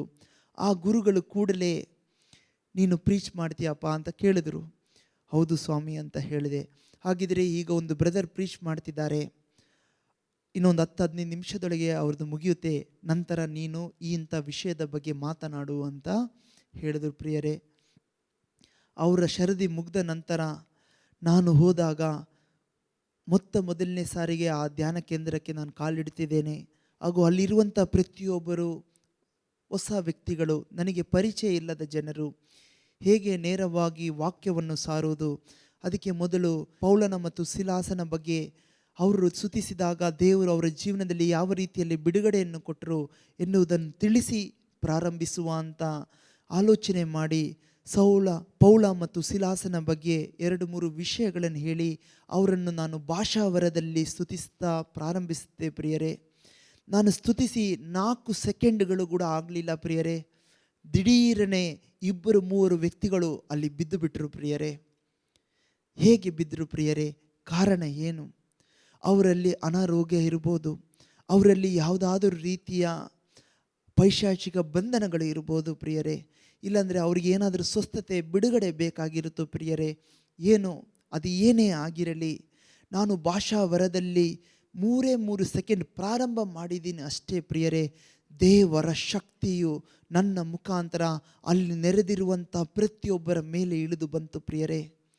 ಬೇಗನೆ ಗುರುಗಳು ಇದು ಪವಿತ್ರ ತೈಲವನ್ನು ತೆಗೆದುಕೊಂಡು ಬಂದು ಅವರ ಮೇಲೆ ಪೋಷಿಸಿದರು, ಅವರನ್ನು ಆಶೀರ್ವದಿಸಿ ಅವರನ್ನು ಎಬ್ಬಿಸಿ ನಿಲ್ಲಿದರು ಪ್ರಿಯರೇ. ನೋಡಿ ಪ್ರಿಯರೇ, ವಾಕ್ಯಗಳನ್ನು ಸಾರಲಿಲ್ಲ, ಹೆಚ್ಚಾಗಿ ಏನು ಮಾತನಾಡಲಿಲ್ಲ, ಆದರೆ ದೇವರ ಮಹಿಮೆ ದೇವರ ಕಾರ್ಯವನ್ನು ಮಾಡಿತು ಪ್ರಿಯರೇ. ದೇವರ ಶಕ್ತಿ ಸ್ತುತಿಯಿಂದ ಹೊರಹೊಮ್ಮುತ್ತೆ ಪ್ರಿಯರೇ. ನಮ್ಮ ಜೀವನವು ಸತ್ಯದಿಂದಲೂ ಹೃದಯದಿಂದಲೂ ಮನಸ್ಸಿನಿಂದಲೂ ಬರೋದಾಗಿರಬೇಕು. ಸ್ತುತಿಸುವಾಗ ದೇವರು ನಮ್ಮ ಜೀವನದಲ್ಲಿ ಮಾಡಿದಂಥ ಉಪಕಾರಗಳನ್ನು ಸ್ಮರಿಸಿ ನಾವು ಸ್ತುತಿಸಬೇಕು ಪ್ರಿಯರೇ. ಹಳೆಯ ಒಡಂಬಡಿಕೆಯಲ್ಲಿ ಅಬ್ರಹಾಮನನ್ನು ನೀವು ನೋಡ್ತೇವೆ ಪ್ರಿಯರೇ. ಅಮಲೇಕ್ಯರು ಇಸ್ರಾಯೇಲರ ನಡುವೆ ಯುದ್ಧ ನಡೆಯುತ್ತಿರುವಾಗ ಪ್ರಿಯರೇ, ಅಬ್ರಹಾಮನು 2 ಕರಗಳನ್ನು ಸ್ವರ್ಗದ ಕಡೆಗೆ ಎತ್ತಿ ದೇವರನ್ನು ಸ್ತುತಿಸಿ ಪ್ರಾರ್ಥಿಸುವಾಗ ಪ್ರಿಯರೇ, ಇಸ್ರಾಯೇಲರು ಅಮಲೇಕ್ಯರ ಮೇಲೆ ಗೆಲುವನ್ನು ಸಾಧಿಸುತ್ತಿದ್ದರು ಪ್ರಿಯರೇ. ಆದರೆ ಅವನ ಕೈಗಳು ಬಳಲಿ ಕೆಳಗೆ ಬಿದ್ದಾಗ ಪ್ರಿಯರೇ, ಅಮಲೇಕ್ಯರು ಇಸ್ರಾಯೇಲರ ಮೇಲೆ ಗೆಲುವನ್ನು ಸಾಧಿಸುವುದನ್ನು ಆರೋನ ಮತ್ತು ಹೋರನು ಇದನ್ನು ಗಮನಿಸಿದರು. ಕೂಡಲೇ ಅವರು ಒಂದು ಕಲ್ಲನ್ನು ಅಬ್ರಹಾಮನ ಬಳಿಗೆ ಇಟ್ಟು ಅದರ ಮೇಲೆ ಕುಳ್ಳಿರಿಸಿ 2 ಬದಿಯಲ್ಲಿ ಒಂದೊಂದು ಕರವನ್ನು ಆರೋನ ಬಲಗಡೆ ಹೋರನು ಎಡಗಡೆ ಅಬ್ರಹಾಮನ ಕರಗಳನ್ನು ಮೇಲಕ್ಕೆ ಎತ್ತಿ ಹಿಡಿದರು ಪ್ರಿಯರೇ. ಸೂರ್ಯ ಮುಳುಗುವ ತನಕ ಸಂಜೆಯವರೆಗೆ ಯುದ್ಧವು ಮುಂದುವರಿಯಿತು. ಸಂಜೆಯವರೆಗೆ ಅಬ್ರಹಾಮನ ಕರಗಳು ಸ್ವರ್ಗದ ಕಡೆಗೆ ಎತ್ತಲ್ಪಟ್ಟಿತು ಪ್ರಿಯರೇ. ಇದರ ಮುಖಾಂತರ ಇಸ್ರಾಯೇಲ್ ಜನರು ಅಮಲೇಕ್ಯರ ಮೇಲೆ ಸಂಪೂರ್ಣವಾದಂತಹ ಅತಿ ಶ್ರೇಷ್ಠವಾದಂತಹ ಗೆಲುವನ್ನು ಕಂಡುಕೊಂಡರು. ಇದನ್ನು ಕಾಣುವಾಗ 2 ಕರಗಳನ್ನು ಸ್ವರ್ಗದ ಕಡೆಗೆ ಎತ್ತುವುದು ಅಂದರೆ ಏನರ ಸಂಕೇತವಾಗಿದೆ, ಏನು ಅದನ್ನು ಸೂಚಿಸಿಕೊಡುತ್ತೆ? ದೇವರಲ್ಲಿ ನನ್ನ ಆತ್ಮೀಯರೇ, ನಮ್ಮ ಜೀವನದಲ್ಲಿ ನಾವು ನನ್ನ ಶಕ್ತಿಯನ್ನಾಗಲಿ ಬುದ್ಧಿಯನ್ನಾಗಲಿ ನನ್ನ ಸಂಪತ್ತನ್ನಾಗಲಿ ನನ್ನ ಸಂಬಂಧಗಳನ್ನಾಗಲಿ ನನ್ನ ಅರಿವನ್ನಾಗಲಿ ನಾನು ಆಶ್ರಯಿಸ್ತಿಲ್ಲ ದೇವರೇ, ನಾನು ನಿಮ್ಮನ್ನು ಆಶ್ರಯಿಸ್ತಿದ್ದೇನೆ. ಈ ನನ್ನ ವಿಷಯದಲ್ಲಿ, ಈ ನನ್ನ ಜೀವನದಲ್ಲಿ ಬಂದೊದಗಿರುವಂಥ ಸಮಸ್ಯೆಯಲ್ಲಿ ನಾನು ಗೆಲುವನ್ನು ಸಾಧಿಸಬೇಕಾದರೆ ನನ್ನ ಯಾವ ಬುದ್ಧಿ ಶಕ್ತಿಯು ಸಂಪತ್ತು ಸಂಬಂಧಗಳು ಅದನ್ನು ಗೆಲುವನ್ನು ಸಾಧಿಸಲು ನನ್ನಿಂದ ಸಾಧ್ಯವಾಗೋದಿಲ್ಲ. ನಿಮ್ಮ ನೆರವು ಬಿಟ್ಟರೆ ಬೇರೆ ಯಾವ ಕಾರ್ಯದಿಂದಲೂ ನನಗೆ ಈ ಗೆಲುವನ್ನು ಸಾಧಿಸೋಕೆ ಆಗೋದಿಲ್ಲ ಎನ್ನುವಂಥ ಸಂಕೇತವಾಗಿದೆ, ಎನ್ನುವಂಥ ಸೂಚನೆ ಆಗಿದೆ. ನಾವು ಪ್ರತಿ ಸಾರಿ ಸ್ವರ್ಗದ ಕಡೆಗೆ ಕೈ ಎತ್ತುವಾಗ ದೇವರು ಅರ್ಥೈಸಿಕೊಳ್ಳುವಂಥ ಕಾರ್ಯ. ಅಬ್ರಹಾಮನು ಸ್ವರ್ಗದ ಕಡೆಗೆ ಕೈ ಎತ್ತಿದಾಗ ಅವನು ದೇವರ ಥರ ಹೇಳುತ್ತಿದ್ದಾನೆ ತನ್ನ ಸ್ತುತಿಯ ಮುಖಾಂತರ, ದೇವರೇ ಈ ಯುದ್ಧ ನಮ್ಮದಲ್ಲ, ಇಸ್ರಾಯೇಲರದಲ್ಲ, ಈ ಯುದ್ಧ ನಿಮ್ಮದಾಗಿದೆ. ನಮ್ಮ ಶಕ್ತಿಯಿಂದ, ನಮ್ಮ ಆಯುಧದಿಂದ, ನಮ್ಮ ಬುದ್ಧಿಯಿಂದ ಈ ಅಮಲೇಕ್ಯರ ಸೈನ್ಯವನ್ನು ನಮಗೆ ಸೋಲಿಸೋಕೆ ಆಗೋದಿಲ್ಲ, ನಿಮ್ಮ ಕೃಪೆಯಿಂದ ಮಾತ್ರ ಅಂತ ಅವರು ಕರವನ್ನು ಎತ್ತುವ ಮುಖಾಂತರ ದೇವರ ಹತ್ರ ಒಂದು ಸಂದೇಶವನ್ನು ಕೊಡುತ್ತಿದ್ದಾರೆ ಪ್ರಿಯರೇ. ಧ್ಯಾನ ಕೇಂದ್ರಗಳಲ್ಲಿ ಆಗಿರಲಿ, ಕುಟುಂಬದಲ್ಲಿ ಆಗಿರಲಿ ಅಥವಾ ದೇವಾಲಯದಲ್ಲಿ ಆಗಿರಲಿ, ಕರವನ್ನು ಎತ್ತುವುದಂತಂದರೆ ಈ ಅರಿವಿನಿಂದ ಎತ್ತಬೇಕು ಪ್ರಿಯರೇ. ಆಗ ದೇವರ ಮಹಿಮೆ ನಿಮ್ಮ ಜೀವನದಲ್ಲಿ, ನಿಮ್ಮ ಜೀವನದ ಪರಿಸ್ಥಿತಿಯಲ್ಲಿ, ನಿಮ್ಮ ಕುಟುಂಬದಲ್ಲಿ ಇಳಿದು ಬರುತ್ತೆ. ದೇವರ ಮಹಿಮೆ ಏನಾಗಿದೆ ಪ್ರಿಯರೇ? ಪವಿತ್ರಾತ್ಮರಾಗಿದ್ದಾರೆ. ಪವಿತ್ರಾತ್ಮರು ಇಳಿದು ಬಂದಾಗ ನಿಮಗೆ ಬಿಡುಗಡೆ ಸೂಚಕ ಕಾರ್ಯವನ್ನು ನೀವು ನಿಮ್ಮ ಜೀವನದಲ್ಲಿ ಕಂಡುಕೊಳ್ಳುತ್ತೀರಾ. ಇಂಥ ಒಂದು ಅರಿವಿನಿಂದ ನೀವು ಮಾಡಬೇಕು ಪ್ರಿಯರೇ. ಯೇಸುವೆ ಸ್ತೋತ್ರ, ಯೇಸುವೆ ವಂದನೆ, ಯೇಸುವೆ ಆರಾಧನೆ. ಸಿರಾಕನ ಗ್ರಂಥ 43ನೇ ಅಧ್ಯಾಯ ವಾಕ್ಯಗಳು 28ರಿಂದ 30ರವರೆಗೆ. ನಮಗೆ ಬಲವೆಲ್ಲಿಂದ ಬಂದಿತು ಆತನನ್ನು ಗಣಪಡಿಸುವುದಕ್ಕೆ? ಆತನೇ ದೊಡ್ಡವನು, ಆತ ಗೈದ ಸಕಲ ಕೆಲಸ ಕಾರ್ಯಗಳಿಗೆ. ಭಯಂಕರನು, ಗಣವಂತನು, ಸರ್ವೇಶ್ವರ. ಆತನ ಶಕ್ತಿ ಸಾಮರ್ಥ್ಯ ಆಶ್ಚರ್ಯಕರ. ಸರ್ವೇಶ್ವರನನ್ನು ನೀವು ಮಹಿಮೆ ಪಡಿಸುವಾಗ ನಿಮ್ಮ ಕೈಯಿಂದಾದಷ್ಟು ಆತನನ್ನು ಕೀರ್ತಿಸಿರಿ. ಆದರೂ ಆತ ಮಿಗಿಲಾಗಿರುವನು. ಆತನನ್ನು ಕೀರ್ತಿಸುವಾಗ ದಣಿಯದೆ ಶಕ್ತಿಯನ್ನೆಲ್ಲ ಬಳಸಿರಿ, ಏಕೆಂದರೆ ಸಾಕಾಗುವಷ್ಟು ಆತನನ್ನು ನೀವು ಹೊಗಳಲಾರಿರಿ. ದೇವರನ್ನು ಮಹಿಮೆ ಪಡಿಸುವಾಗ ಪೂರ್ಣ ಹೃದಯ, ಆತ್ಮ, ಮನಸ್ಸು, ಶಕ್ತಿಯಿಂದ ದೇವರನ್ನು ಸ್ತುತಿಸಿ ಕೊಂಡಾಡಬೇಕು ಪ್ರಿಯರೇ. ವಾಕ್ಯದ ಅರಿವು ಇಲ್ಲದೆ ಇರುವ ಕಾರಣ ಅನೇಕರು ಚಪ್ಪಾಳೆಯನ್ನು ಹೊಡೆದು ದೇವರನ್ನು ಸ್ತುತಿಸಿರಿ ಅಂತ ಹೇಳಿದಾಗ ಇವರು ಚಪ್ಪಾಳೆ ಹೊಡೆಯುವಂಥವರಾಗಿದ್ದಾರೆ, ಇವರು ಕೂಗುವಂಥವರಾಗಿದ್ದಾರೆ. ನಮ್ಮ ಜೀವನದಲ್ಲಿ ಇರುವಂತಹ ಬಂಧನಗಳು ಬಿಟ್ಟು ಹೋಗಬೇಕಾದರೆ ಪ್ರಿಯರೇ, ನಮ್ಮ ಪೂರ್ಣ ಹೃದಯ, ಆತ್ಮ, ಶಕ್ತಿಯಿಂದ ದೇವರನ್ನು ಸ್ತುತಿಸಬೇಕು. ಅವಮಾನಗೊಳ್ಳಬಾರದು ಪ್ರಿಯರೇ. ಅಕ್ಕಪಕ್ಕ ನೋಡುವವರು ನಿಮ್ಮ ಕಷ್ಟದಲ್ಲಿ ನಿಮ್ಮ ನೆರವಿಗೆ ಬರೋಕೆ ಆಗೋದಿಲ್ಲ. ನಿಮ್ಮ ಮರಣದ ಪರಿಸ್ಥಿತಿಯಿಂದ ನಿಮ್ಮನ್ನು ಎಬ್ಬಿಸೋಕೆ ಅವರಿಂದ ಸಾಧ್ಯವಾಗೋದಿಲ್ಲ ಪ್ರಿಯರೇ.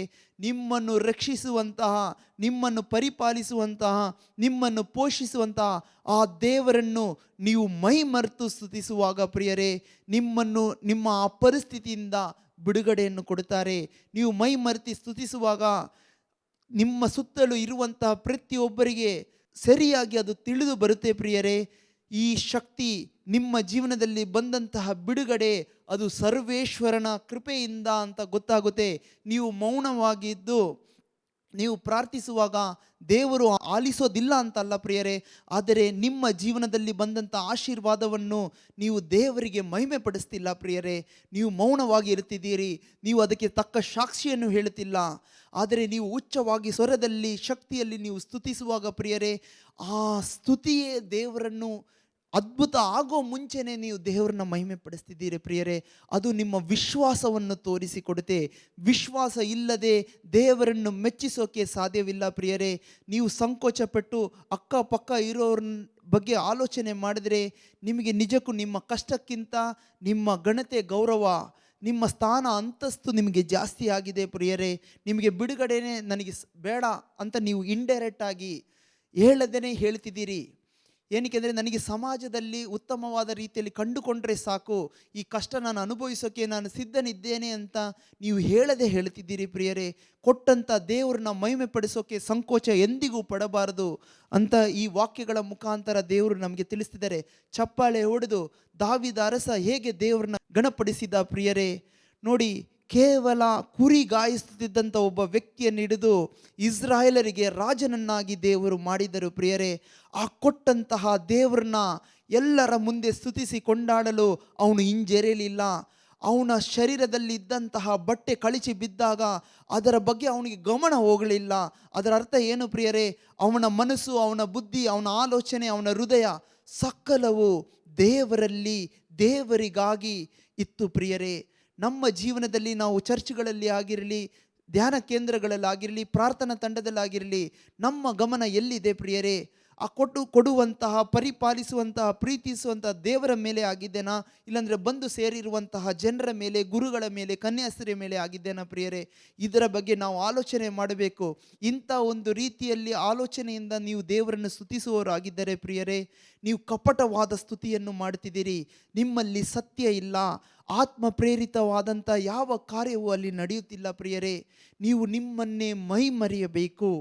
ದೇವರು ಮಾಡಿದ ಉಪಕಾರಗಳನ್ನು ಸ್ಮರಿಸುವಾಗ ಪ್ರಿಯರೇ, ನಿಮ್ಮ ಇಂದ್ರಿಯಗಳು ದೇವರಲ್ಲಿ ಕೇಂದ್ರೀಕೃತವಾಗಬೇಕು ಪ್ರಿಯರೇ.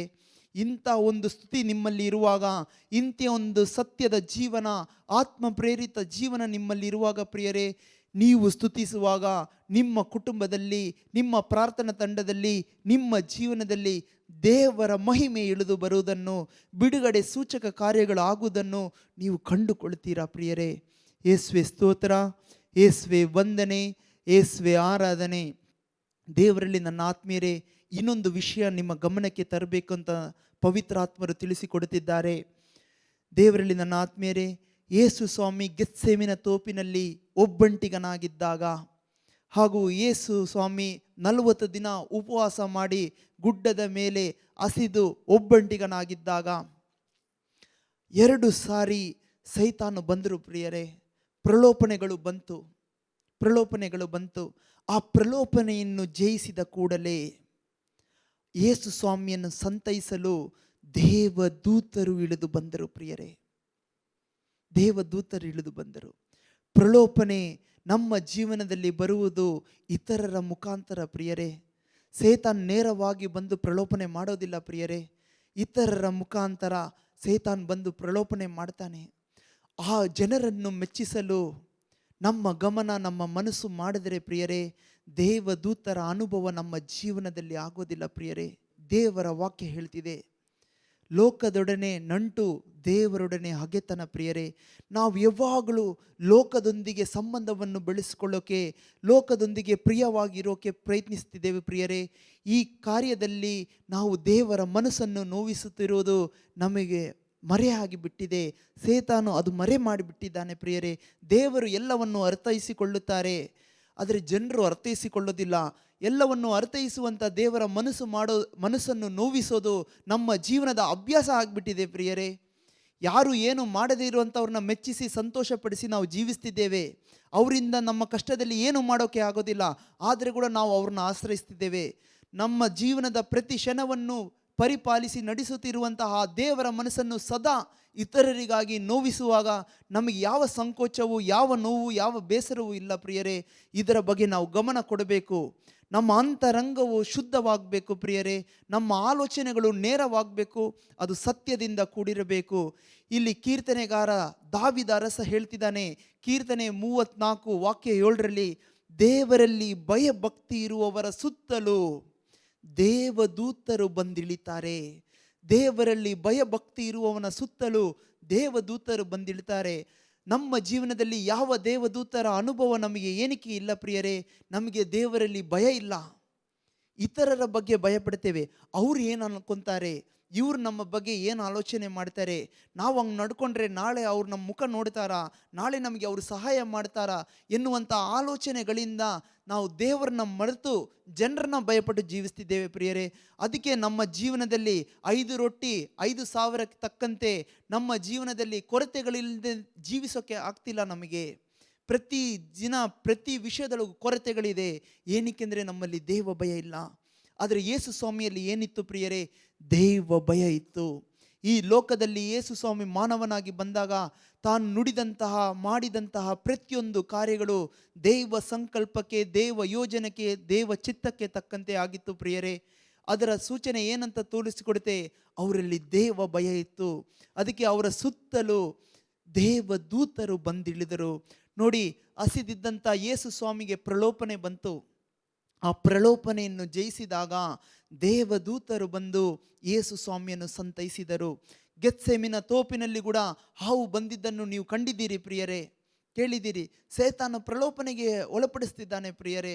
ಅದನ್ನು ಜಯಿಸಿದಾಗ, ಮೆಟ್ಟಿ ನಿಂತಾಗ ದೇವದೂತರು ಬಂದು ಸಂತೈಸಿದರು ಪ್ರಿಯರೇ. ನಮ್ಮ ಜೀವನದಲ್ಲಿ ದೇವ ಭಯಭಕ್ತಿ ಇದ್ದರೆ ದೇವದೂತರು ನಮ್ಮ ಸುತ್ತಲೂ ನೆರೆದು ಬರ್ತಾರೆ. ನಮ್ಮ ನೆರವಿಗೆ ದೇವದೂತರು ಸೇವಕರಾಗಿದ್ದಾರೆ. ದೇವರಿಗೆ ಮಾತ್ರ ಅಲ್ಲ, ದೇವ ಜನರಿಗೆ, ದೇವರ ಮಕ್ಕಳಿಗೆ ದೇವದೂತರು ಸೇವಕರಾಗಿದ್ದಾರೆ ಪ್ರಿಯರೇ. ಸಂದೇಶಗಳನ್ನು, ಅದ್ಭುತಗಳನ್ನು ಮಾಡೋಕೆ ಅವರು ನಮ್ಮ ನೆರವಿಗೆ ಬರ್ತಾರೆ. ತೋಬಿಯಾಸನ ಜೀವನದೊಳಗೆ ತೋಬಿತನು ಸಾಲದಲ್ಲಿದ್ದಾಗ, ತೋಬಿಯಾಸನ ಜೀವನದಲ್ಲಿ ಒಂದು ಮದುವೆ ಆಗದೇ ಇದ್ದಾಗ ದೇವದೂತನು ರಫಾಯೇಲನು ಕೆಳಗೆ ಇಳಿದು ಬಂದ ಪ್ರಿಯರೇ. ಅವರ ಕುಟುಂಬದಲ್ಲಿದ್ದಂಥ ಎಲ್ಲ ಕಷ್ಟಗಳನ್ನು ನೀಗುವವರೆಗೆ ಜೊತೆಯಲ್ಲಿದ್ದು ಕೈ ಹಿಡಿದು ಮುನ್ನಡೆಸಿದ ಪ್ರಿಯರೇ. ಇಂತಹ ಅನುಭವಗಳು ನಿಮ್ಮ ಜೀವನದಲ್ಲಿ ಕಾಣಬೇಕಾದರೆ ನೀವು ಸ್ತುತಿಸುವಂಥ ವ್ಯಕ್ತಿಗಳಾಗಬೇಕು. ದೇವ ಭಯದಿಂದ ಕೂಡಿದಂಥವರಾಗಬೇಕು. ದೇವ ಭಯ ಇರುವವನ ಹೃದಯದೊಳಗೆ ಸ್ತುತಿ ಇರುತ್ತೆ, ಕೃತಜ್ಞತಾ ಮನಸ್ಸು ಇರುತ್ತೆ ಪ್ರಿಯರೇ. ದೇವರಲ್ಲಿ ನನ್ನ ಆತ್ಮೀಯರೇ, ನೀವು ಕುಡಿಯುವಂಥ ವ್ಯಕ್ತಿಯಾಗಿದ್ದರೆ ನಿಮ್ಮ ಸ್ನೇಹಿತರು ಕುಡಿಯುವಂಥವರೇ ಆಗಿರ್ತಾರೆ. ನಿಮ್ಮ ಕಂಪನಿಯಲ್ಲಿ, ನಿಮ್ಮ ಆಫೀಸಲ್ಲಿ, ನಿಮ್ಮ ಫ್ರೆಂಡ್ಸಿನ ತಂಡದಲ್ಲಿ, ಗ್ರೂಪಿನಲ್ಲಿ ಪ್ರಿಯರೇ, ನೀವು ಸಿಗರೇಟ್ ಸೇರಿದಿಲ್ಲ ಅಂತಂದರೆ, ನೀವು ಕುಡಿದಿಲ್ಲ ಅಂತಂದರೆ ನೀವು ಒಬ್ಬಂಟಿಗನಾಗ್ತೀರಾ ಪ್ರಿಯರೇ. ಇತರರನ್ನು ಮೆಚ್ಚಿಸೋದಕ್ಕೆ ನೀನು ಕುಡಿಯೋಕೆ ಪ್ರಾರಂಭ ಮಾಡಿದರೆ ನಿನಗೆ ಯಾವತ್ತೂ ದೇವ ಅನುಭವ ಆಗೋದಿಲ್ಲ. ನೀನು ಒಬ್ಬಂಟಿಗನಾಗಬೇಕು. ಯಾರಿಗಾಗಿ? ದೇವರಿಗಾಗಿ. ನೀನು ಒಬ್ಬಂಟಿಗನಾಗುವಾಗ ದೇವರ ಮಹಿಮೆ ನಿನ್ನ ಜೀವನದಲ್ಲಿ ನೀನು ಕಂಡುಕೊಳ್ತೀಯ. ದೇವದೂತರು ನಿನ್ನನ್ನು ಬಂದು ಸಂತೈಸುವುದನ್ನು ನಿನ್ನ ಜೀವನದಲ್ಲಿ ಅನುಭವಿಸ್ತೀಯ ಪ್ರಿಯರೇ. ದೇವರ ಮಹಿಮೆ ನೀನು ಕಂಡುಕೊಳ್ತೀಯ. ನೀನು ದೇವರನ್ನು ಸ್ತುತಿಸುವ ಮುಖಾಂತರ ದೇವರ ಘನತೆ, ಗೌರವ ಹೆಚ್ಚುತ್ತಿಲ್ಲ ಪ್ರಿಯರೇ. ಒಂದು ಉದಾಹರಣೆಗೆ ನಾನು ಹೇಳ್ತೀನಿ. ಮೋದಿ ನಿಮ್ಮ ವಿಚಾರಣೆಗೆ ಬಂದ ಅಂತ ಅಂದ್ಕೊಳ್ಳಿ, ನಿಮ್ಮ ಗುಡಿಗೆ ಬಂದ ಅಂತ ಅಂದ್ಕೊಳ್ಳ್ರಿ. ಮೋದಿಗೆ ನಿಮ್ಮ ಹೆಸರು ಗೊತ್ತಿಲ್ಲ, ನಿಮಗೆಲ್ಲರಿಗೆ ಮೋದಿನ ಗೊತ್ತು, ಸರಿ ಅಲ್ವಾ ಪ್ರಿಯರೇ? ಇವಾಗ ಮೋದಿ ನಿಮ್ಮಲ್ಲಿರುವ ಒಬ್ಬರ ಹೆಸರು ರಮೇಶ್ ಅಥವಾ ಸುರೇಶ್ ಅಂತ ಕರೆಯುವಾಗ ನಿಮಗೆ ಎಷ್ಟು ಸಂತೋಷ, ಎಷ್ಟು ಆನಂದ, ಎಲ್ಲರ ಮುಂದೆ ಎಷ್ಟು ಗೌರವ ಸಿಗ್ತದೆ ಪ್ರಿಯರೇ. ಇಷ್ಟು ದಿನ ನಿಮ್ಮನ್ನು ನೋಡಿದವರು ಇನ್ನು ಮುಂದೆ ಗೌರವದಿಂದ ನೋಡೋಕ್ಕೆ ಪ್ರಾರಂಭಿಸ್ತಾರೆ. ಏನಕ್ಕೆಂದರೆ ಮೋದಿಗೆ ಗೊತ್ತಿರುವಂಥ ವ್ಯಕ್ತಿ ಇವರು, ಮೋದಿ ಜೊತೆಗೆ ಏನೋ ಸಂಬಂಧ ಇದೆ ಇವರಿಗೆ ಅಂತ ನಿಮ್ಮ ಹೆಸರಿಗೆ ಘನತೆ ಗೌರವ ಸಿಗ್ತದೆ. ಅಂದರೆ ಒಂದು ಉನ್ನತ ಸ್ಥಾನದಲ್ಲಿರುವಂಥ ಒಬ್ಬ ವ್ಯಕ್ತಿ ನಿಮ್ಮ ಹೆಸರಿಡಿದು ಕರೆಯುವಾಗ ನಿಮ್ಮ ಸ್ಥಾನವು ಗೌರವವು ಹೆಚ್ಚುತ್ತಿದೆ ಪ್ರಿಯರೇ. ಆದರೆ ದೇವರು ಇರುವಂಥ ಸ್ಥಾನ ಅತಿ ಉನ್ನತವಾದಂಥ ಸ್ಥಾನ ಪ್ರಿಯರೇ. ಈ ಲೋಕವು ಯುಗ ಯುಗವು ದೇವರನ್ನು ಸ್ತುತಿಸಿ ಕೊಂಡಾಡಿದ್ರೂ ಸಹ ಅವ್ರು ಕಿಂಚಿತ್ತು ಒಂದು ಇಂಚು ಕೂಡ ಅವರ ಘನತೆ ಗೌರವ ಹೆಚ್ಚೋದಿಲ್ಲ ಪ್ರಿಯರೇ. ಅವರು ಸರ್ವಶ್ರೇಷ್ಠರು, ಸರ್ವ ಪರಿಪೂರ್ಣರಾಗಿದ್ದಾರೆ. ನಮ್ಮ ಸ್ತುತಿಯ ಮುಖಾಂತರ ಅವರ ಘನತೆ ಗೌರವ ಹೆಚ್ಚುತ್ತಿಲ್ಲ. ನಮ್ಮ ಸ್ತುತಿಯ ಮುಖಾಂತರ ನಾವು ಆಶೀರ್ವಾದವನ್ನು ಪಡ್ಕೊತಿದ್ದೇವೆ. ಒಬ್ಬ ವ್ಯಕ್ತಿ ನಿಮ್ಮ ಜೀವನದಲ್ಲಿ ಸಹಾಯ ಮಾಡಿದ ಅಂತ ಅಂದ್ಕೊಳ್ರಿ, ಒಂದು ಶ್ರೀಮಂತವಾದ ವ್ಯಕ್ತಿ, ಅವರಿಗೆ ನೀವು ಕೃತಜ್ಞತೆ ಹೇಳುವಾಗ ನಿಮ್ಮ ಮನಸ್ಸು ಅವರಿಗೆ ಅರ್ಥ ಆಗ್ತದೆ. ಕೃತಜ್ಞತೆ ಇರುವಂಥ ವ್ಯಕ್ತಿ ಒಳ್ಳೆಯ ವ್ಯಕ್ತಿ ಅಂತ. ನೆಕ್ಸ್ಟ್ ಟೈಮ್ ಕಷ್ಟ ಬರುವಾಗ ಕೂಡ ಅವ್ರು ಏನು ಮಾಡ್ತಾರೆ, ನಿಮಗೆ ಸಹಾಯ ಮಾಡ್ತಾರೆ. ಅವರು ಸಹಾಯ ಮಾಡಿದಾಗ ಅವ್ರನ್ನ ಲೆಕ್ಕಿಸದೆ ನಿಮ್ಮ ಜೀವನ ನೀವು ಜೀವಿಸಿದರೆ, ನೀವು ಕೃತಜ್ಞತೆಯಿಂದ ಜೀವಿಸದೆ ಹೋದರೆ ನೆಕ್ಸ್ಟ್ ಟೈಮ್ ನಿಮಗೆ ಕಷ್ಟ ಬರುವಾಗ ಅವರು ನಿಮ್ಮ ಜೊತೆಗೆ ಸಹಾಯ ಮಾಡೋಕ್ಕೆ ಇರೋದಿಲ್ಲ ಪ್ರಿಯರೇ. ಸ್ತುತಿಸುವ ಮುಖಾಂತರ, ಕೃತಜ್ಞತೆ ಹೇಳುವ ಮುಖಾಂತರ ಇನ್ನೂ ಹೆಚ್ಚು ಹೆಚ್ಚು ದೇವರಿಂದ ನಾವು ನೆರವನ್ನು ಪಡ್ಕೊತೇವೆ ಹೊರತು ದೇವರಿಗೆ ಯಾವ ಪ್ರಯೋಜನ ಇಲ್ಲ ಪ್ರಿಯರೇ. ಇದು ನಮ್ಮ ಆಧ್ಯಾತ್ಮಿಕತೆಗೆ, ನಮ್ಮ ರಕ್ಷಣೆಗೆ ಸ್ತುತಿ ಉಪಯುಕ್ತವಾಗಿದೆ. ಇಂಥ ಸತ್ಯಗಳನ್ನು ಅರಿತುಕೊಂಡು ದೇವರನ್ನು ಸ್ತುತಿಸುವಾಗ ದೇವರು ಮಾಡಿದ ಎಲ್ಲ ಕಾರ್ಯಗಳನ್ನು ಸ್ಮರಿಸಿ ಸ್ತುತಿಸಿರಿ. ನಿಮ್ಮ ಮಕ್ಕಳಿಗೆ ಕೊಡೋಕೆ ನಿಮ್ಮಲ್ಲಿ ಏನಿದೆ ಪ್ರಿಯರೇ? ದೈವ ಅನುಭವ ಏನಿದೆ ಪ್ರಿಯರೇ? ಇಲ್ಲಿ ಅಬ್ರಹಾಮನ ಹತ್ರ ದೇವರು ಸ್ಪಷ್ಟವಾಗಿ ಹೇಳ್ತಿದ್ದಾರೆ ನೋಡಿ.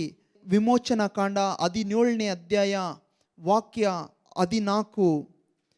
ಆಗ ಸರ್ವೇಶ್ವರ ಭೂಮಿಯ ಮೇಲೆ ಅಮಲೇಕ್ಯರ ಹೆಸರೇ ಇಲ್ಲದಂತೆ ಮಾಡುವೆನು ಎಂಬ ಈ ಮಾತನ್ನು ಜ್ಞಾಪಕ ಅರ್ಥವಾಗಿ ಪುಸ್ತಕದಲ್ಲಿ ಬರೆ ಮತ್ತು ಯೆಹೋಶುವನಿಗೆ ಮನದಟ್ಟಾಗುವಂತೆ ಮಾಡು ಎಂದು ಮೋಶೆಗೆ ಹೇಳಿದರು.